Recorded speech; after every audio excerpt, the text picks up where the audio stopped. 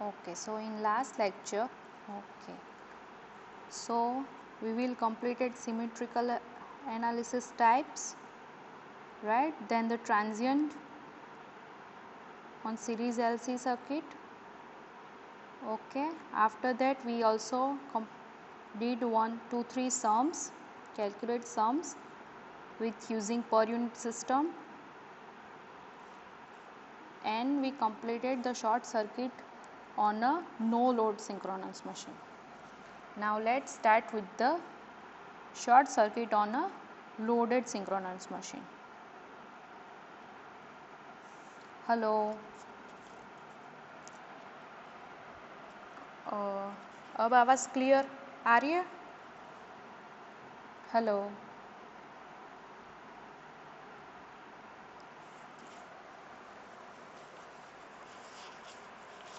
Okay, hello. Whenever the voice is clear, please confirm with me. Are you able to understand what I am asking or saying?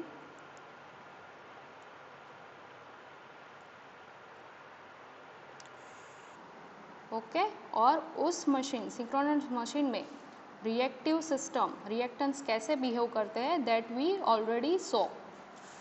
Now we will see how reactance, how transient system will behave on a loaded synchronous machine. Okay, so in previous article on short circuit of synchronous machine, it was assumed that the machine was operating at no load prior to the occurrence of short circuit. The analysis of short circuit on loaded machine is little complicated and is beyond the scope. We shall however present here the method of computing short circuit current when short circuit occurs under loaded conditions. So here in figure, this one shows the circuit model of a synchronous generator. We shown here a generator, not a motor, operating under steady state condition, supplying a load current of I0 to the bus. Formula is like for double transient, for subtransient and for transient reactance for generator EMF. Now the synchronous motor have internal EMF and reactance similar to that of generator, except that the current direction is reversed. ये हमने देखा generator के लिए. अब motor के लिए see what you see here. In generator में हमने क्या किया, एडिशन किया वोल्टेज, और दोनों वोल्टेज ही है, और यहाँ पे हमने for a motor we did subtraction. Why? Generator और मोटर में डायरेक्शंस रिवर्स होती है. ठीक है, जनरेटर में हम वोल्टेज सप्लाई करते हैं, पावर सप्लाई करते हैं, और मोटर में हम पावर कंज्यूम करते हैं. That's why the equation is different. So for synchronous motor the reactance similar to that of the generator except that the current direction is reversed. Now during the short circuit condition, this can be replaced by similar circuit module except that the voltage behind subtransient and transient reactance will be given like this: EM double dash and EM dash. EM double dash for subtransient voltage for motor, and EM dash is transient voltage for motor. Okay, the rest of the network being passive remain unchanged. Only this formula, the EM voltage will be changed. Now let's see one sum regarding this term. So here the sum is like a synchronous generator and a synchronous motor, each rated at 25 MVA and 11 kV kilowatt, having 15% subtransient reactance, are connected through a transformers. See here, are connected through a transformers and a line as shown in this figure. The transformer are rated on 25 MVA, first one, is 11 to 66 kV and the second one is for 66 to 11 kV T2 with leakage reactance of 10% each, means both transformer have same leakage reactance of 10%. Now the line has reactance of 10% on a basis of 25 MVA 66 kV. The motor is drawing 15 megawatt at 0.8 power factor leading and the terminal voltage of 10.6 kilowatt. When a symmetrical three-phase fault occur at the motor terminal. So here motor terminal के पास में three phase fault हो रहा है. What we need to find sub transient current in the generator, motor and the fault. So we already did the sum. First हमें क्या करना है सम में, कुछ याद हो तो बताओ.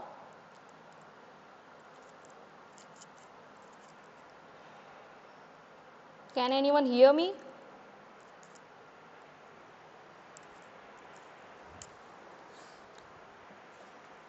भूल गए सब?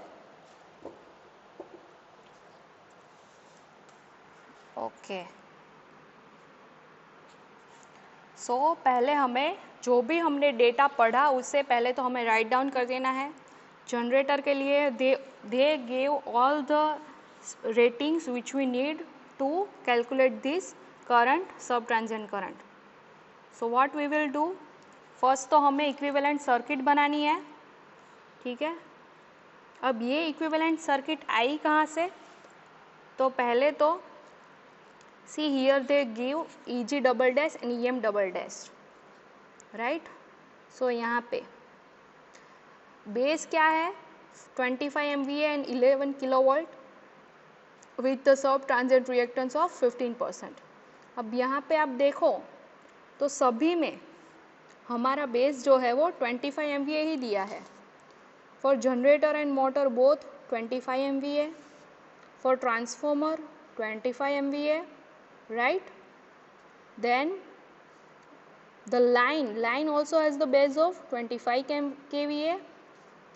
Okay, so हम directly 25 MVA को ही हमारा base MVA ले लेंगे. Okay, so what will be the base MVA, that will be 25 and the voltage base will be वो ट्रांसफॉर्मर, जनरेटर और लाइन के लिए डिफरेंट रहेगा. वाई डिफरेंट, बिकॉज सभी के ratings, voltage ratings according same नहीं रहते. So we also have to take basis, different basis for the generator, motor and line. Okay, so first for generator we already gave 15% of sub transient reactors. Now base हमारा 25 MVA ही है और जो generator का actual rated MVA है वो भी 25 MVA ही है.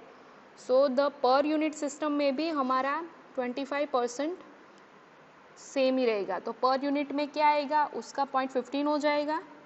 ठीक है. सो फॉर बोथ ट्रांसफॉर्मर और जनरेटर दोनों में सेम है 15%. सो दोनों में सेम पर यूनिट सिस्टम में 0.15 रिएक्टेंस आ जाएगा. उसके बाद सेकेंड थिंग हमें क्या दी है, ट्रांसफॉर्मर. तो ट्रांसफॉर्मर भी सेम बेस पे है 25 MVA of with leakage reactance of 10%. तो उसको भी पर यूनिट सिस्टम में चेंज करेंगे तो डायरेक्टली हमें 0.1 PU ही मिल जाएगा. And for line also 10% reactance which is on the base of 25 MVA और एक्चुअल लाइन का भी क्या है 25 MVA. So it will be also 0.1 for PU system. Now we converted this to PU system, but here it is very much easy. Why? Because the base of all the systems are same.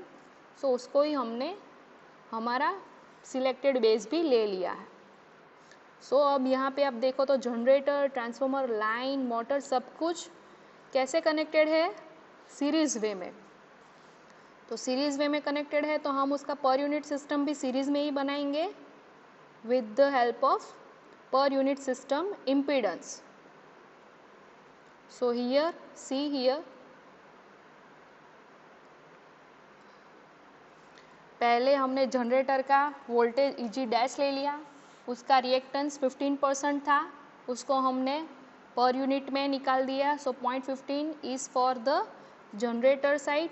Then there are 3 reactants. You can see here 3 reactants. Why 3? These two are of transformer T1 and T2, and this one is of line reactance. Okay, and this side we again हमने पर unit system जो भी motor का था उसे ले लिया. So this is it will be in series way. तो हमें जो भी एग्जाम्पल में जिस वे में दिया है उसी को ही हमें यहाँ पे सीरीज़ में है, तो हमें डायरेक्ट सीरीज़ में ही पर यूनिट सिस्टम को हमारी कन्वर्ट करना है. ओके, अब जो हमने कन्वर्ट किया वो कौन से बेस पे है? Pre fault. अभी इस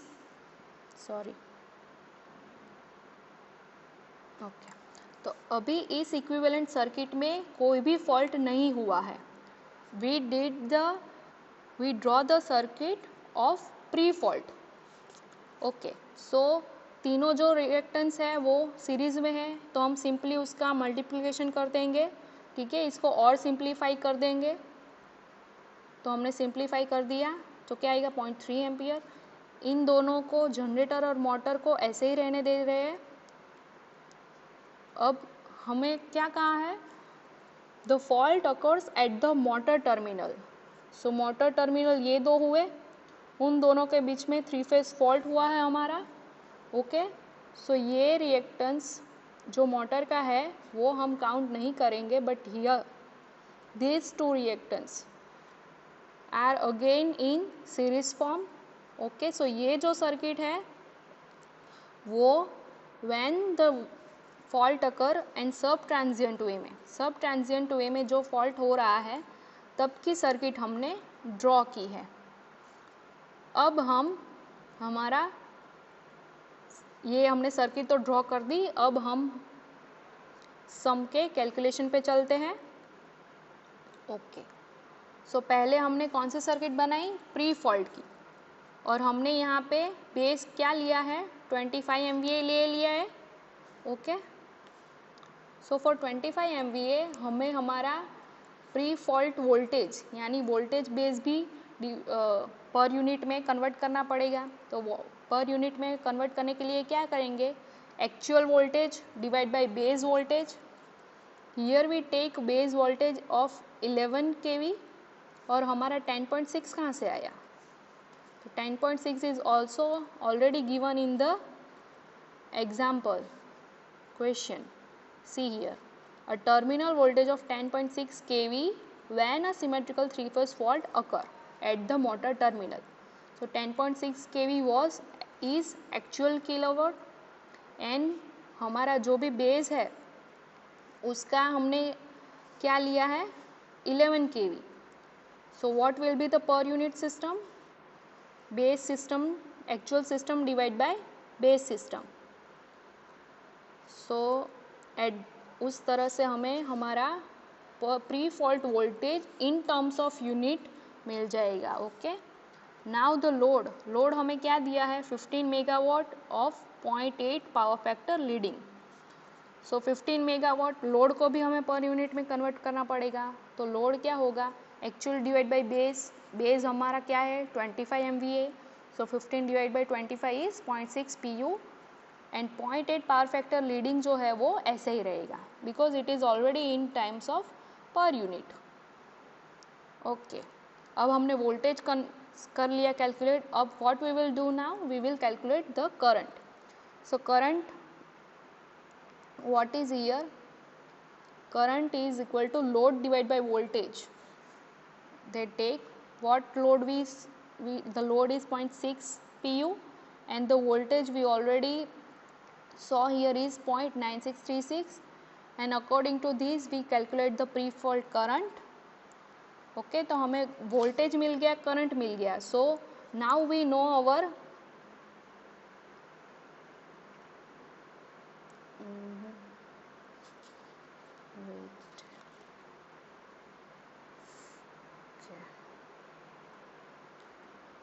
अब हमें क्या फाइंड करना है, वोल्टेज बिहाइंड सब ट्रांजिएंट रिएक्टेंस। वी वो हमारे पास जनरेटर भी है और मोटर भी है, and we know the formula of both. For generator हमें क्या करना है, V0 plus J of I into reactance, और अगर मोटर हुआ तो minus of I into reactance. ठीक है, अब इसमें जनरेटर का जब हम लेंगे तो जो भी हमने रिएक्टेंस लिया वो जनरेटर साइड का लेंगे, और अगर हमने मोटर साइड के लिए लिया तो मोटर साइड का जितना रिएक्टेंस होगा उसके लिए लेंगे। सो here you can see the difference in these terms, right? Why these are changing? Because on the generator side there are, कहते हैं सीरीज में है 0.3 एम्पियर जो भी हमने सीरीज रिएक्टेंस, और जो जनरेटर का रिएक्टेंस है वो दोनों सीरीज में है, सो समेशन हो गया 0.45 हो जाएगा। And on motor side as the fault is occur, so ये जो मोटर साइड का रिएक्टेंस होगा वो अब डिफरेंट साइड पे चला गया है। क्यों भाई? बिकॉज शॉर्ट सर्किट हो गया, so only the this much reactance is affected on the motor side. So ये हमें ध्यान रखना है while doing the formula, otherwise all the other values are same, I0 and V0, okay, and according to this we can calculate our EG double dash and EM double dash. Okay, now we, अब हमें EG double dash और EM double dash भी मिल गया। Now what we required, so the pre-fault equivalent current which we show under faulted condition, तो उसके लिए हमें current और हियर यहाँ पे IG डबल डैश और IM डबल डैश वो दोनों भी डिफरेंट है, ठीक है, और IF जो भी फॉल्ट करंट हुआ वो क्या होगा, summation of IG double dash plus summation plus IM double dash. तो हमें EG डबल डैश और EM डबल डैश तो मिल गया with the help of V0 and I0, but now we need to calculate these two current, IG double dash and IM double dash. So what we will do, so simply IG double dash means voltage divided by impedance।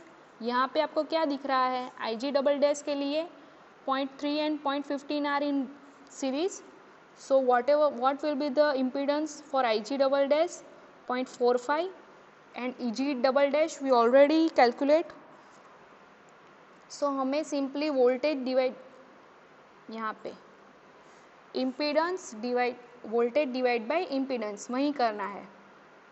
So here you can C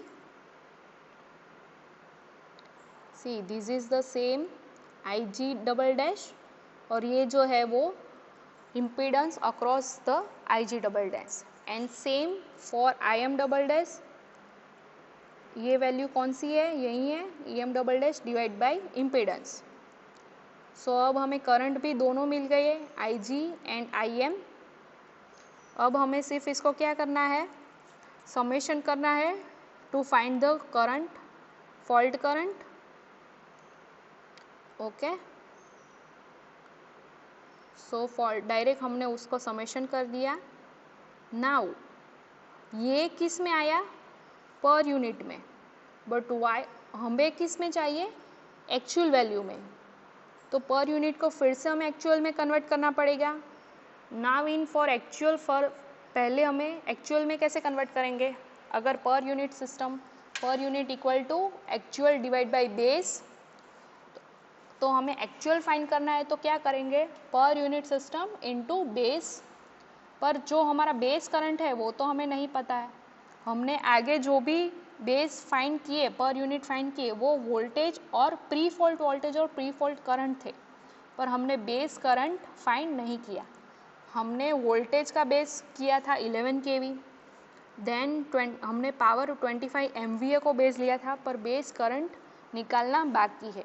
so how we will calculate the base current, MVA divide by √3 kV, ठीक है।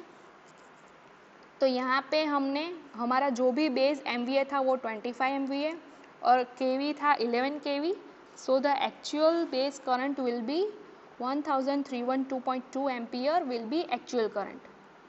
तो अब हमें पर unit system जो भी हमने current find किया है उसका एक्चुअल कन्वर्ट करने के लिए क्या करेंगे, सिंपली द पर unit system into the base current. So here we directly multiplied this term with its per unit and per unit value. Okay, so these are our actual value of current. And for IF we simply added this to IG double dash plus IM double dash. Okay, so यहाँ पे ना आप ऐसे calculation को देख के घबरा मत जाना. वाई हियर हमने बहुत बेसिक कैलकुलेशन ही लिए हैं.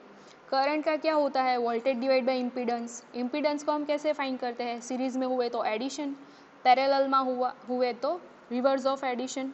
ठीक है, उसी इक्वेशंस को हमने यहाँ पे यूज़ किया है. बट जो भी यहाँ पे चेंज है वो क्या है, हमें पर यूनिट सिस्टम और बेस सिस्टम का we have to consider these two things, that whether the value are in per unit or in base. So अगर हमारी सिस्टम क्वेश्चन में हमें बेस के रूप में एक्चुअल वैल्यूज़ में दी है तो first what we will do, first we will select the base MVA and base kilovolt. Afterwards we will convert our whole system in per unit system.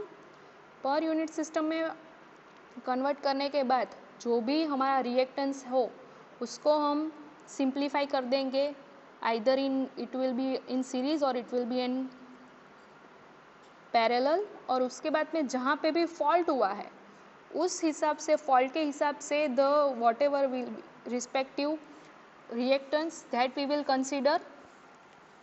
और उसके बाद में अगर हमें यहाँ पे ये क्या है, लोडेड सिस्टम है, here the motor values are given, it means this is for loaded system.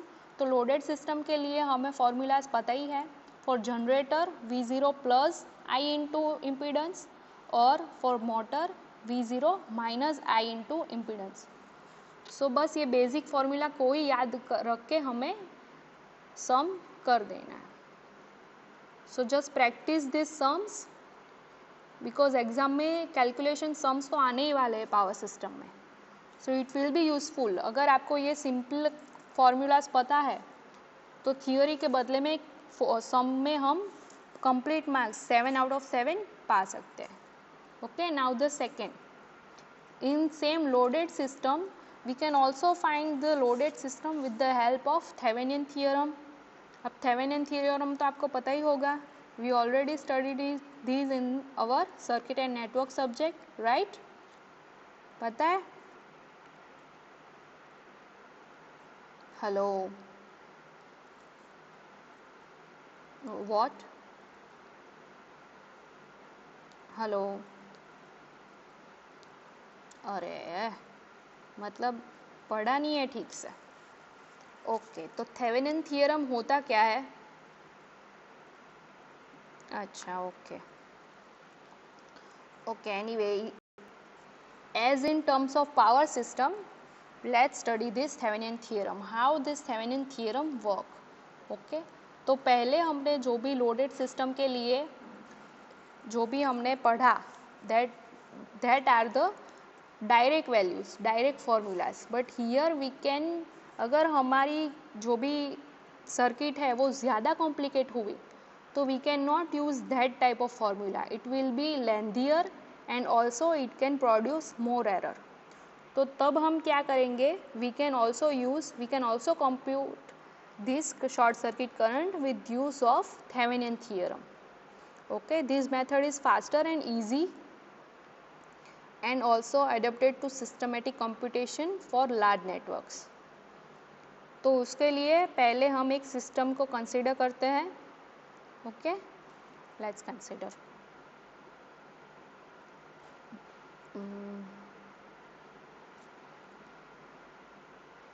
Okay, so here is the synchronous generator. Again feeding same, ये सेम ही सर्किट है वो जो भी हमने पहले देखी, right? Synchronous generator feeding a synchronous motor over a line, figure में हमें दिखाई है. ठीक है, ये सिस्टम अभी there are no fault is occur, so it is in terms of under steady state condition for a steady load.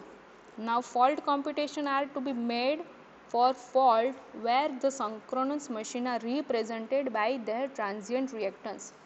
यहाँ पे तो हमारे जो भी रिएक्टेंस है वो सिंक्रोनस रिएक्टेंस में ही रिप्रेजेंट किए हैं. It means this circuit are is in steady state condition. Now for transient, जब फॉल्ट हुआ and we need to represent the circuit in terms of transient reactance. So what is the change here? He simply added one dash to our circuit, right? So one dash is represent as transient and double dash represent as subtransient. तो यहाँ पे सिर्फ एक ही change है, that हम कह सकते हैं कि ये फॉल्टी कंडीशन में है या नहीं है. It is with the its sign. Okay okay. Now the I0 and V0 what? I0 and V0 are pre-fault current and voltage, right? Now as seen from FG, FG is where the fault is occurred. The Thevenin equivalent circuit, how we will draw the Thevenin equivalent circuit? इसमें नहीं पता चलेगा. थेवेनियन equivalent circuit यानी क्या? जो भी हमारी circuit है उसमें हमें एक अलग से थेवेनियन इम्पीडेंस और उसका जो भी लोड इम्पीडेंस है ZF वो हमें कनेक्ट कर देना है. Here you can see this is the Thevenin equivalent impedance. Okay, so it here in this circuit we can say it comprises of pre-fault voltage V0 in series with the passive Thevenin impedance network, right? It is in series with the passive Thevenin impedance network, and therefore to be remembered that this current must be accounted for by superposition after a short circuit solution is obtained through the use of the Thevenin equivalent. तो ये current को हमें as with the help of superposition we have to find. Okay, so first let's consider a fault F through an impedance ZF. यहाँ पे एक fault हुआ है F. Okay, let's consider. अब ये जो इक्विवेलेंट सर्किट है वो थेवेनियन इक्विवेलेंट सर्किट दिखाई है which feeding the system fault impedance. अब फॉल्ट इम्पीडेंस यानी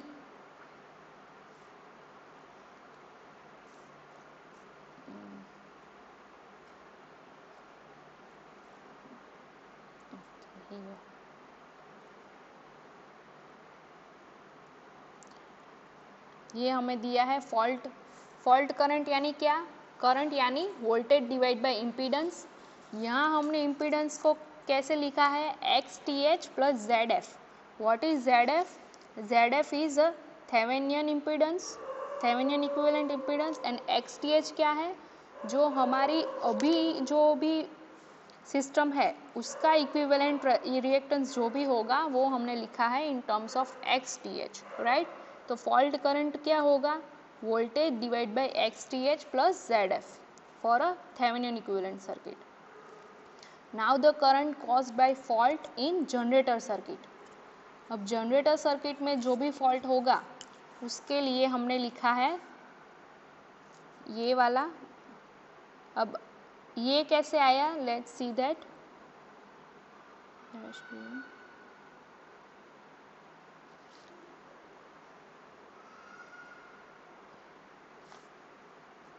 ओके,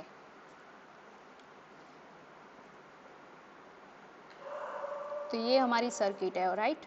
अब इस सर्किट में आप देखो तो ये दोनों यहाँ से यहाँ there are two currents are going. One is of generator current and this one is of motor current, and this one is fault current. So fault current will be equal to generator current plus motor current. Now अगर हमें generator current find करना है, so what we will do? We have here 3 reactants, right? But they are in parallel way. So parallel way में current को, to get the value of current, there is a one formula that to find current in parallel waveform,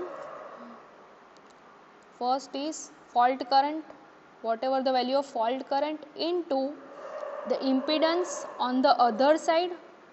अभी हम कौन सा fault current find कर रहे हैं? On the generator side. तो जनरेटर साइड के दूसरी साइड का फॉल्ट कौन सा है? Reactance. So it will B motor side current reactance, right? और and in divide of total reactance. So total reactance will be x plus xdm dash plus xdg dash. Voltage में हम क्या करते हैं? पैरेलल में, सीरीज में हमें voltage find करना हो तो हम डायरेक्टली द वोल्टेज की वैल्यू में जिस साइड का रिएक्टेंस हो वो ही लेते हैं, but in current we consider the other side of reactance. Okay,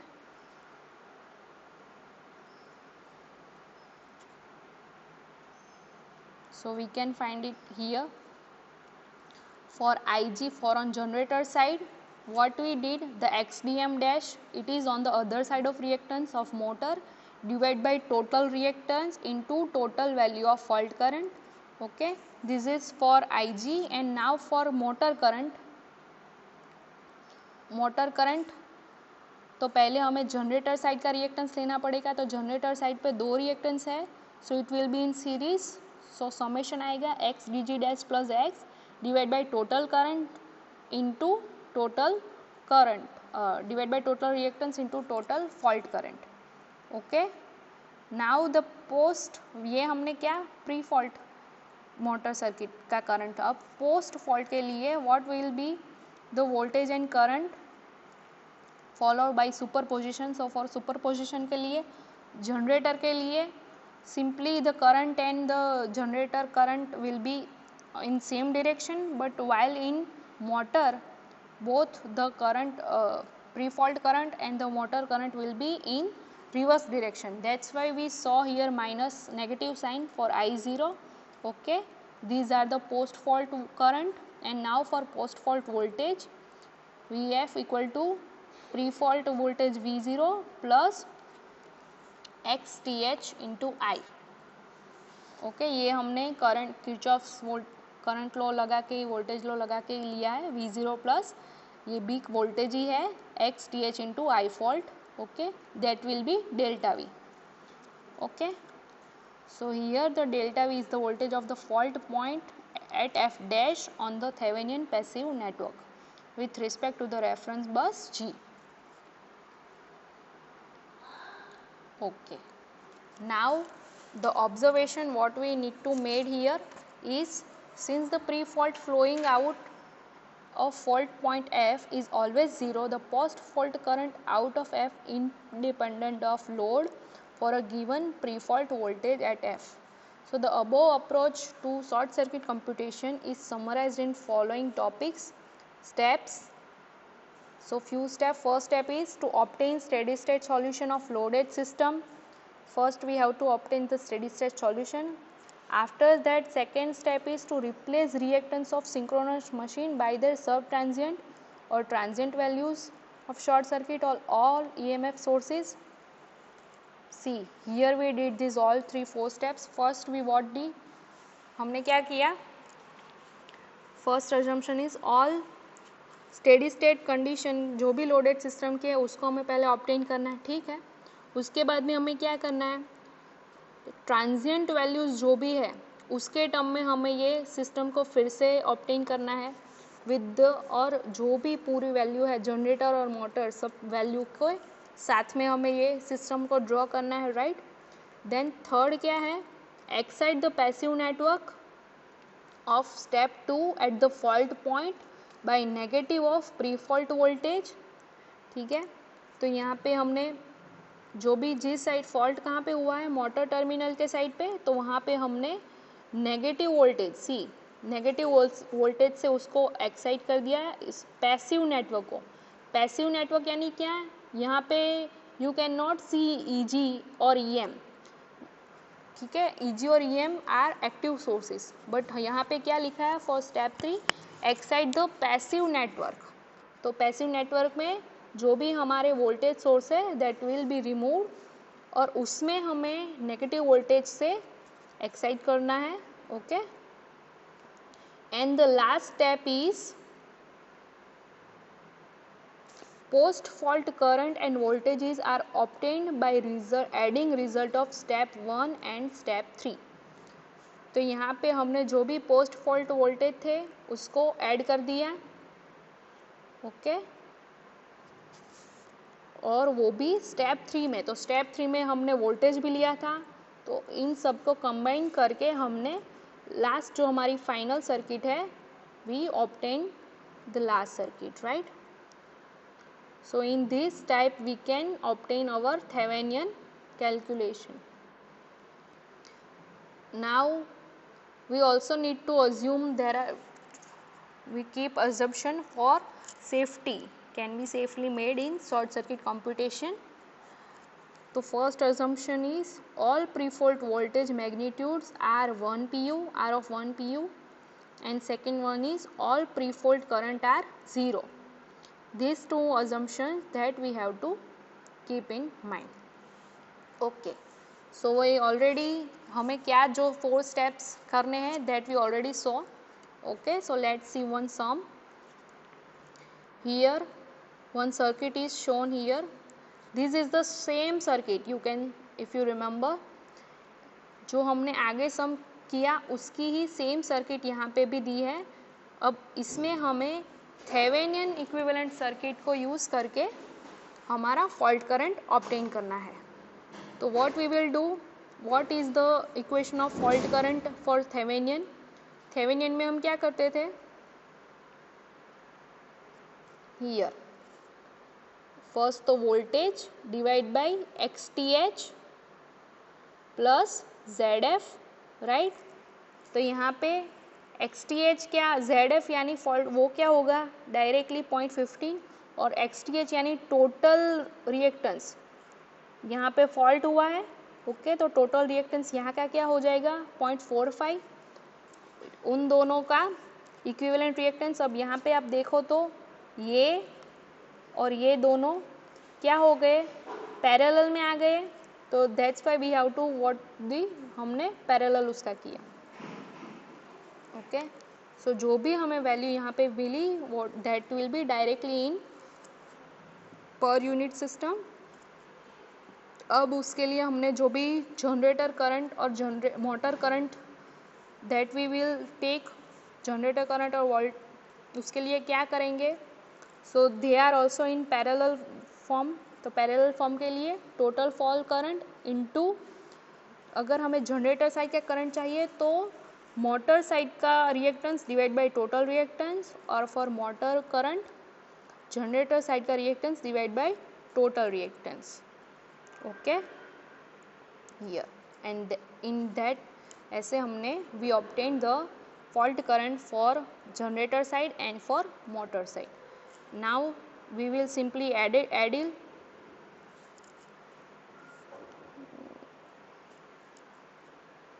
okay. तो फॉर जनरेटर हम क्या करेंगे I0 प्लस डेल्टा आई, और for motor we will reverse, so minus I0 plus delta IM, और this value we will, you can see these are the same value which we obtain with the use of